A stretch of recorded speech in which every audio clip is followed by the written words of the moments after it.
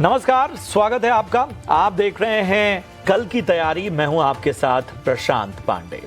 एक ऐसा शो जहां पर हम आज के बाजार का पूरा ब्यौरा, पूरी जानकारी बहुत स्पष्ट तरीके से आपके सामने रखते हैं और इस आधार पर कल के बाजार की आपकी विशेष तैयारी कराते हैं। क्योंकि हमारा मानना है कि आज अगर आप एडवांस में बाजार के लेवल्स को समझ लेंगे, हमारे एक्सपर्ट की रणनीति के जरिए इन तमाम लेवल्स पे कल ध्यान रखेंगे, तो कल के बाजार में जब आप अपनी स्ट्रेटजी को आगे बढ़ाएंगे तो आपको आसानी होगी। आपको बाजार का जो जोखिम है, बाजार के जो मूवमेंट है, उसके हिसाब से अपनी स्टॉक ट्रैकिंग, सेक्टर ट्रैकिंग और इसके साथ ही इंडेक्स पर आपको बेहतर नजरिया मिलेगा और आपकी तैयारी आसान होगी। इसीलिए इस शो का नाम है कल की तैयारी। और यही नहीं, हम इस शो में आपके सवालों को भी शामिल करते हैं। तो आप अपने सवाल हम तक कैसे पहुंचा सकते हैं, सबसे पहले वो तौर तरीके जान लीजिए। YouTube, जी हां, सिर्फ और सिर्फ एक जरिया है YouTube। YouTube पर आप अपने सवाल कमेंट बॉक्स में हमें भेजिए और हम उन सवालों को शामिल करेंगे। अपना और अपने शहर का नाम सबसे पहले लिखिए। किस स्टॉक पे आपका सवाल है ये बताइए, किस भाव पे लिया है, कितनी क्वांटिटी में लिया है और आपका नजरिया क्या है, शॉर्ट टर्म का या लॉन्ग टर्म का, ये जरूर बताइए, जिससे हम एक्सपर्ट से बेहतर राय आपके लिए ले सकें। याद रखिए, कल यानी सोमवार को जो आपने सवाल हमसे पूछे थे उसका जवाब आज दिया जाएगा। सारे सवालों के जवाब नहीं मिलते हैं क्योंकि समय सीमा होती है, लेकिन ज्यादा से ज्यादा सवालों को शामिल करते हैं। यही नहीं, जो सवाल आज यानी मंगलवार को आप पूछेंगे उसके जवाब कल के शो में आपको दिए जाएंगे। आज के शो में आपकी विशेष तैयारी कराने के लिए हमारे साथ दो बेहद खास मेहमान जुड़ चुके हैं। मैं परिचय एक बार करा देता हूं। आज हमारे साथ हैं मेरे एसेट शेयर खान से विनोद मोदी साहब और इसके साथ ही हमारे साथ एंजल वन से अमरदेव सिंह भी इस चर्चा में शामिल हो रहे हैं। आप दोनों का बहुत बहुत स्वागत। चलिए आप दोनों के पास में आऊं, इससे पहले जरा बाजार की बड़ी बातों पर एक बार गौर कर लेते हैं। बाजार के बड़े संकेत आखिर क्या हैं, बाजार में आज हुआ क्या है वो देखिए। तो लाल रंग में बाजार आज नजर आया। 24,700 के पास निफ्टी ने क्लोजिंग ली। बैंक निफ्टी में 500 अंकों की कमजोरी नजर आई। 54,930 के आसपास क्लोजिंग हुई। ऑटो शेयरों पर आज दबाव दिखा। मारुति, हीरो मोटो, आयशर मोटर्स जैसे स्टॉक जो थे वो दबाव में रहे। मेटल शेयरों में तेजी नजर आई। हिंडाल्को, सेल जैसे स्टॉक्स में अच्छी तेजी नजर आई। पीएसयू में भी आज अच्छा रुझान देखने को मिला और कई सारे ऐसे स्टॉक थे सरकारी शेयरों के जिनमें आज बेहतर रुझान देखने को मिला। लेकिन आज बाजार में गिरावट क्यों बढ़ी, जरा उसको समझ लेते हैं। तो आज अगर हम बात करें बाजार में गिरावट क्यों आई, हम दूसरे ग्राफिक्स के जरिए आपको दिखाने की कोशिश करते हैं। तो बाजार में गिरावट की सबसे बड़ी वजह यह रही वैल्यूएशन की चिंता। बाजार जिस तरह से ऊपर जा रहे थे उसके बाद वैल्यूएशन की चिंता बढ़ी और आप देखेंगे कि निफ्टी भी 6 महीने की ऊंचाई पर था। 2 साल का औसत जो है वो 22.2 होता है और इससे ऊपर के स्तर पे था। बात करें तो यूएस के साथ ट्रेड डील पर भी नजर बनी हुई है। अमेरिका के साथ टैरिफ पर बातचीत चल रही है और इसको लेकर जो निवेशक हैं वो सफाई चाहते हैं। एफआईआईज भी जो हैं वो काफी सतर्क हुए हैं। सोमवार की अगर हम बात करें तो इस सत्र में 526 करोड़ की सेलिंग हुई। तो वैल्यूएशन जो है वो एक कंसर्न बना हुआ है, ये एक अंदेशा जताया जा रहा है। वहीं क्रूड के फ्रंट पे देखें तो अमेरिका और ईरान के बीच न्यूक्लियर बातचीत अटकती है तो चिंता बढ़ने के संकेत होंगे और क्रूड पर इसका इंपैक्ट हमें देखने को मिलेगा। नए ट्रिगर बाजार को नहीं मिल रहे हैं। सब कुछ अच्छा है, खैर बाजार में ऐसी कोई दिक्कत नहीं है, लेकिन बाजार को रफ्तार के लिए जो नए ट्रिगर चाहिए उसकी वजह से बाजार एक रेंज में नजर आ रहा है। अब रेट कट पे निगाहें, ये अगला ट्रिगर हो सकता है बाजार के लिए। जून में आरबीआई की क्रेडिट पॉलिसी है, यूएस फेड भी दरों पर फैसला करेगा, तो ये सबसे बड़ा ट्रिगर होगा जिन पर आपको निगाहें रखनी है। तो हमने आपके सामने तमाम बातें रख दी, बाजार का पूरा ब्यौरा रख दिया, क्या कंसर्न्स हैं वो भी बता दिए। तो अमर जी, मैं आपके पास आना चाहूंगा। अब बताइए, कल जब लोग बाजार में उतरे तो आखिर उनकी रणनीति बाजार में क्या होनी चाहिए, लेवल्स जरा बताइए निफ्टी और बैंक निफ्टी के। हाँ जी, गुड इवनिंग। तो देखिए, अभी जो फिलहाल हमें मार्केट्स में जो देखने को मिल रहा है वो प्रॉफिट बुकिंग है। और वो I think that is a good sign also, because जिस टाइप की रन अप हम लोगों ने रैली देखी लास्ट फ्यू 6 to 8 वीक्स में, तो दैट हैज बीन स्पेक्टेकुलर। तो मैं ये मानता हूं कि यदि मैं सबसे पहले मैं निफ्टी की बात करूं, तो निफ्टी काफी अभी करीब 24,700 के आसपास है। तो समवेयर अराउंड 24,500 550 काफी स्ट्रॉन्ग सपोर्ट जोन है। तो एक बार वहां तक आता है, जैसे आज का लो भी यदि हम देखें तो समवेयर अराउंड लो जो है उसका वो 24,670 के आसपास का है। तो मैं ये मानता हूँ कि 24,500 600 एक इम्पॉर्टेंट जोन है, उसके जितने करीब है वहां से एक बाउंस बैक एक्सपेक्ट कर सकते हैं। और अपसाइड ये जरूर है कि अपसाइड जो है वो साइकोलॉजिकल लेवल 25,000 वहां रेजिस्टेंस हमें देखने को मिलेगा। तो एक चॉपी ट्रेडिंग सेशन हमें देखने को मिल सकती है, लेकिन मैं ये मानता हूं कि करेक्शंस पे बाइंग रख सकते हैं, but you have to be careful, because अभी जैसा मूवमेंट हम लोगों ने लास्ट कुछ दिनों में देखा है, तो क्लियरली ये दिख रहा है कि जो मोमेंटम थी वो उसमें स्लो डाउन हुआ है।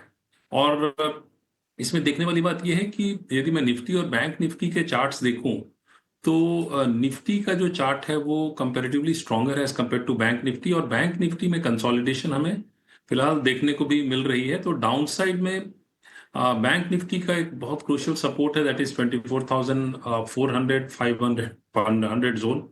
तो 54,500 54,500 के आसपास वेरी क्रूशियल सपोर्ट जोन है। तो वहां से हमें बाउंस बैक एक्सपेक्ट कर सकते हैं, बट अगेन अपसाइड जो है वो आपका समवेयर अराउंड 55,000 55,200 300 का है। तो ये 600 पॉइंट्स 700 पॉइंट्स की जो रेंज है वो बैंक निफ्टी के लिए रहेगी। तो मैं ये मानता हूं कि बैंक निफ्टी में भी हमें एक ट्रेडिंग चॉपीनेस हमें देखने को मिलेगा, जैसा हमें निफ्टी में देखने को मिलेगा। तो लेवल्स एक बार फिर मैं दोहरा देता हूं।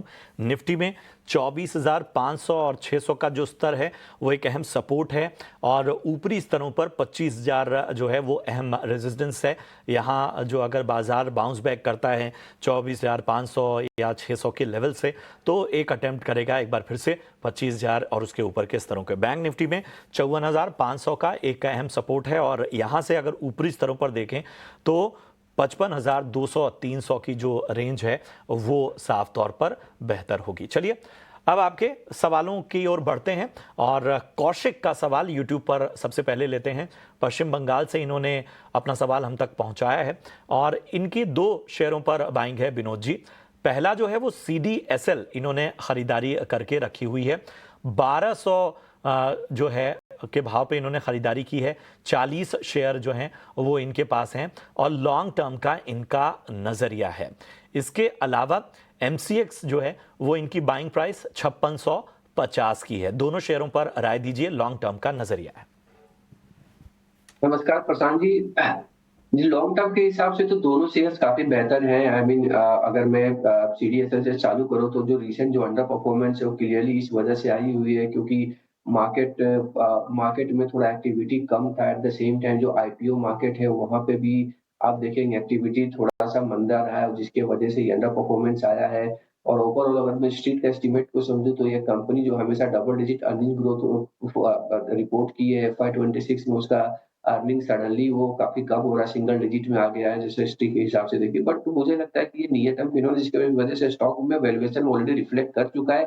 मुझे लगता है लॉन्ग टर्म के हिसाब से डेफिनेटली CDSL होल्ड करके रखें। आई थिंक MCX की भी अगर मैं बात करूं तो MCX भी बहुत ही अच्छी कंपनी है। जिस हिसाब से कमोडिटी के क्षेत्र में लोगों में जागरूकता बढ़ गई है, अब बढ़ रही है। कंपनी नए प्रोडक्ट्स लॉन्च कर रहे हैं FNO ये सब में, राइट। तो ये सब चीजों को मध्य और दोनों कंपनी CDSL और MCX दोनों टेक्नोलॉजी में काफी इन्वेस्ट कर रही है फ्यूचर पोटेंशियल को देखते हुए। तो मुझे लगता है कि मार्जिन एक्सपेंशन दोनों कंपनी में आएगी। जो ऑलरेडी दोनों कंपनी लगभग 55-60% के बीच में मार्जिन बनाती है। दोनों company cash generation point of view से काफी अच्छी है। तो मुझे लगता है long term point of view से मुझे लगता है दोनों होल्ड करके रखे, यहाँ से भी अच्छा खासा रिटर्न बना के दे सकता है। बट यस, नियर टर्म में आपको थोड़ा सा अंडर परफॉर्मेंस देखने को मिल सकता है, जिसकी संभावना ज्यादा है। आपको बेहतर राय दोनों ही स्टॉक पर मिलती हुई। प्रवीण पटेल का सवाल लेते हैं, महसाणा से इन्होंने अपना सवाल पूछा है, और इनके पास बजाज हाउसिंग जो है वो लिया है इन्होंने, और 2996 जो है वो शेयर इनके पास हैं, और 70 के भाव पे, यानी IPO के आसपास ही इनकी खरीदारी है। और काफ़ी लॉन्ग टर्म का नज़रिया अभी इसमें लेकर चल रहे हैं। पहले तो बधाई प्रवीण जी, अच्छा खासा मुनाफा इसमें कमा रहे हैं। तो अमर जी बताइए, बजाज हाउसिंग फाइनेंस 70 के आसपास की इनकी पोजीशन है, क्या करना चाहिए? हाँ देखिए, मैं ये बोलूंगा कि इसे ये लॉन्ग टर्म पर्सपेक्टिव से रखें तो that will be better, because इनकी जो करंट प्राइस है वो 125 126 के आसपास है। तो मैं ये मानता हूँ कि यदि ये लॉन्ग टर्म इसे होल्ड करें तो that is a better option. 3 to 5 years के लिए होल्ड करना चाहिए। One should not look at it from a short term perspective. अवधि के नजरिए से बने रहिए और एक बार फिर से आपको बधाई। रितेश पटेल का सवाल लेते हैं, वाराणसी उत्तर प्रदेश से इन्होंने अपना सवाल अब हम तक पहुंचाया है। एनटीपीसी इन्होंने 360 के भाव पे खरीदा हुआ है और कोल इंडिया 394 के भाव पे इन्होंने खरीदा, माफ कीजिएगा 750 के भाव पे जो है वो कोल इंडिया इन्होंने खरीदारी की हुई है। शॉर्ट टर्म का ये नजरिया चाहते हैं, शॉर्ट टर्म का नजरिया इसलिए मुझे आना पड़ेगा अमर जी आपके पास ही। बताइए एनटीपीसी और कोल इंडिया, इन दोनों पे क्या राय बन रही है? तो यदि मैं पहले एनटीपीसी के बारे में बात करूं, तो एनटीपीसी में फिलहाल तो हमें एक कंसोलिडेशन देखने को मिल रहा है। तो मैं ये मानता हूं कि फ्रेश बाइंग तो मैं रेकमेंड नहीं करूंगा। और यदि जिनके पास ऑलरेडी पोजीशंस है तो ये 320 और 360 के बीच में ही ये फिलहाल ट्रेड करता हुआ दिख रहा है। मेजर रैली 360 के ऊपर है, अदरवाइज ये फिलहाल कंसोलिडेट करता हुआ दिख रहा है। दूसरा स्टॉक जो आपने कहा कोल इंडिया, यदि मैं कोल इंडिया को देखूं तो कोल इंडिया करंटली 408 के आसपास ट्रेड कर रहा है। आज इसने एक रैली की थी पर और वॉल्यूम्स भी आज सिग्निफिकेंटली ज्यादा थे। If I look at the average volumes, उस हिसाब से आज volume significantly was on the higher side. तो कहीं ना कहीं अपसाइड में कोल इंडिया को एक रेजिस्टेंस जरूर है 410 415 का, उसके ऊपर क्लोज करना। और आज का जो हाई है वो करीब 417 का है। तो मैं ये मानता हूँ 415 420 के ऊपर सस्टेन करेगा, तभी इसमें आप नेक्स्ट फेज ऑफ रैली देखेंगे, अदरवाइज ये कंसोलिडेट कर सकता है। ये जरूर है कि टेक्निकली इसका चार्ट स्ट्रक्चर जो है वो पॉजिटिव है। तो यदि ये 420 के 415 420 के ऊपर सस्टेन करता है, then you can expect a rally towards 440 450 levels. Otherwise stock जो है वो कंसोलिडेशन में जा सकता है। नीचे 390 से 400 का एक स्ट्रॉन्ग सपोर्ट जोन है। ठीक है, तो ये है राय आपको आपके दोनों स्टॉक पर मिलती हुई। मुन्ना छेत्री का सवाल लेते हैं और इनका सवाल, इन्होंने कहा कि फ्राइडे गलती से HAL 5125 में ले लिया और अब फंस गया हूं। बताइए विनोद जी, क्या करना चाहिए? Prashant ji, HAL I mean defence अगर मैं बात करूं तो एचएएल का सबसे पहले नाम आता है। ऑर्डर बुक देखे तो 1.8 लाख करोड़, और ये साल अगर मैं कंपनी का मैनेजमेंट को समझूं, जिस हिसाब से कॉल रहेगा कंपनी का गाइडेंस रहा है, डेफिनेटली 90,000 से 1 लाख करोड़ का ऑर्डर बुक है। तो आने वाले क्वार्टर्स में ऐड करेंगे तो आप समझ रहे हो अपॉर्चुनिटी कितनी बड़ी है, कितनी बड़ी है। एक्सपोर्ट की अपॉर्चुनिटी, डोमेस्टिक सेगमेंट में अपॉर्चुनिटी बहुत बड़ी है।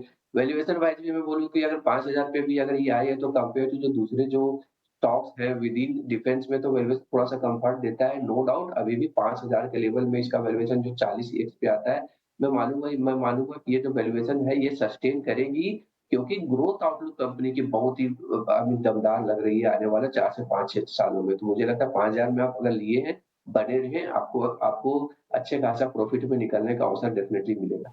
ठीक है, तो बने रहने की सलाह आपको मिलती हुई। फरमान इलाही का सवाल लेते हैं और अमर जी मैं आपके पास आना चाहूँगा। कर्नाटक से इन्होंने अपना सवाल हावेरी डिस्ट्रिक्ट से भेजा है और BEL भारत इलेक्ट्रॉनिक्स लिमिटेड में इनकी बाइंग है। मैं लेवल्स बता देता हूँ, 370 रुपए पे इन्होंने BEL लिया हुआ है। 370 की बाइंग के हिसाब से बताइए क्या करना चाहिए? तो BEL की मैं बात करूं तो BEL इन्होंने करंट लेवल्स के आसपास ही बाइंग किया। अभी 364 365 के आसपास फिलहाल ट्रेड करता हुआ दिख रहा है। तो मैं ये मानता हूं कि इनकी जो बाइंग हुई है वो एट हायर लेवल्स हुई है और फिलहाल तो ये बने रह सकते हैं। इसमें मैं ये जरूर कहूंगा कि इस लेवल पे यदि मैं स्टॉप लॉस देखूं तो वो स्टॉप लॉस जो है वो 350 के नीचे का आ रहा है। और अपसाइड में ये 370 372 जो है वो एक जोन ऑफ रेजिस्टेंस की तरह काम कर रहा है, because that's an all time high also of the stock. तो मैं ये मानता हूं कि he can hold on to his position, but ये लेवल थोड़ा सा रिस्क रिवॉर्ड रेशियो पर्सपेक्टिव से उतना फेवरेबल नहीं है। So he definitely needs to be slightly cautious. 350 के नीचे का स्टॉप लॉस रख सकते हैं। 370 372 के ऊपर ही कुछ रैली इसमें एक्सपेक्ट कर सकते हैं टुवर्ड्स 385 लेवल्स। से कुछ और सवाल ले लेते हैं, समय कम है। हर्ष लोशाली नैनीताल से इन्होंने अपना सवाल पूछा है। 12 शेयर कोचीन शिपयार्ड के हैं और इनका बाइंग लेवल है 1997। बताइए विनोद जी, क्या करना चाहिए फटाफट से? Cochin shipyard definitely I mean देखें तो ऑर्डर बुक के हिसाब से ये भी काफी अच्छा रेवेन्यू विजिबिलिटी आई मीन दिखाता है। लगभग 4.5x का order book to sales ratio है, राइट। जस्ट शिप बिल्डिंग या रिपेयर के सेगमेंट में आई थिंक थोड़ा लंपीनेस होता है, बट जिस हिसाब से स्टॉक वन साइड रैली की है Prashant ji, I think valuation 45 का लेवल पे अगर मैं देखूं, ये भाव पे भी 1 ईयर फॉरवर्ड थोड़ा सा हाईयर साइड पे लगता है। मुझे लगता है यहाँ पे थोड़ा सा अभी भी आपको पुल बैक दिखने को मिल सकता है, बट ओवरऑल शॉर्ट टर्म में है तो थोड़ा सा मुझे लगता है प्रॉफिट में है तो बुक कर सकते हैं, otherwise long term point of view से आप बने रहें। Long term point of view से बने रहने की आपको सलाह। माखन साहू का सवाल एक आखिरी ले लेते हैं। अडानी ग्रीन पे जरा फटाफट से राय दीजिए अमर जी। 938 पे लिया हुआ है, लॉन्ग टर्म का नजरिया है। तो अडानी ग्रीन में देखिए रैली तो एक अभी हम लोगों ने देखा है, लेकिन on the higher side towards 1040 एक जोन ऑफ रेजिस्टेंस है, फिलहाल वो बने रह सकते हैं। नीचे का सपोर्ट जो है वो, या जिसके पीछे नीचे स्टॉप लॉस लगा सकते हैं, दैट इज 965। तो 965 के नीचे का स्टॉप लॉस लगा के he can hold on to his position. 1040-50 zone of resistance है, वहां प्रॉफिट बुकिंग देखी जा सकती है। इतने ही सवालों को हम शामिल कर पाएंगे, लेकिन अपने सवाल YouTube पर पोस्ट करते रहिए, कल उन सवालों के जवाब हम देंगे। और अब बढ़ते हैं अपने खास सेगमेंट VIP शेयर्स की ओर।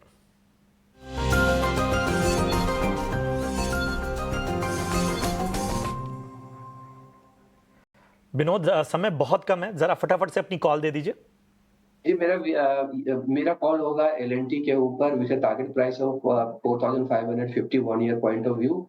प्रोस्पेक्स कंपनी जो रिसेंट कॉन कॉल हुआ था, प्रोस्पेक्ट ऑर्डर जो कंपनी के पास है 19 लाख करोड़ का है, जो लगभग 55% ज्यादा है कंपेयर टू लास्ट ईयर। तो क्लियरली दिखाता है कि ऑलरेडी जो इनके पास जो ऑर्डर बुक है लगभग 5.5 लाख करोड़ का 3x है इनका जो कोर आई मीन जो सेगमेंट है, कोर इंफ्रा सेगमेंट में, तो विजिबिलिटी काफी अच्छा है।